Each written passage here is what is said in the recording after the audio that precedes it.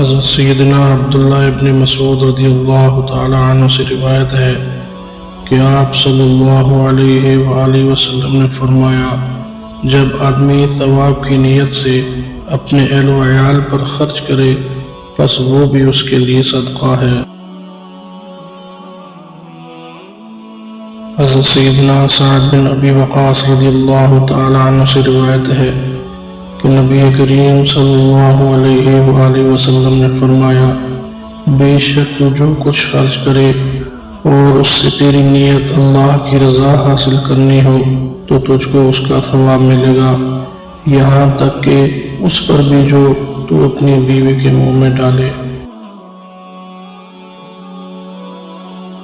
حضرت سیدنا جریر بن عبداللہ بجلی رضی اللہ تعالیٰ عنہ فرماتے ہیں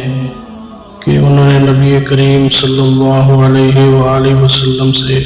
نماز قائم کرنے اور زکوٰۃ ادا کرنے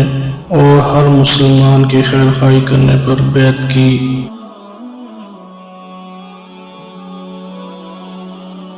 جس دن مغیرہ بن شعبہ حاکم کوفہ کا انتقال ہوا تو جریر بن عبداللہ رضی اللہ تعالیٰ عنہ خطبے کے لیے کھڑے ہوئے اور اللہ کی تعریف اور خوبی بیان کی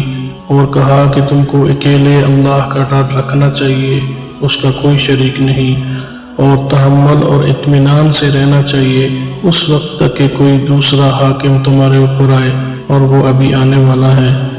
پھر فرمایا کہ اپنے مرنے والے حاکم کے لیے دعائے مغفرت کرو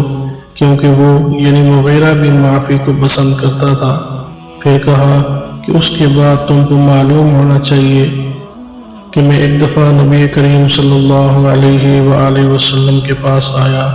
اور میں نے عرض کیا کہ یا رسول اللہ صلی اللہ علیہ وآلہ وسلم، میں آپ سے اسلام پر بیعت کرتا ہوں، تو آپ صلی اللہ علیہ وآلہ وسلم نے مجھ سے ہر مسلمان کی خیر خواہی کے لیے شرط کی، پس میں نے اس شرط پر آپ سے بیعت کر لی،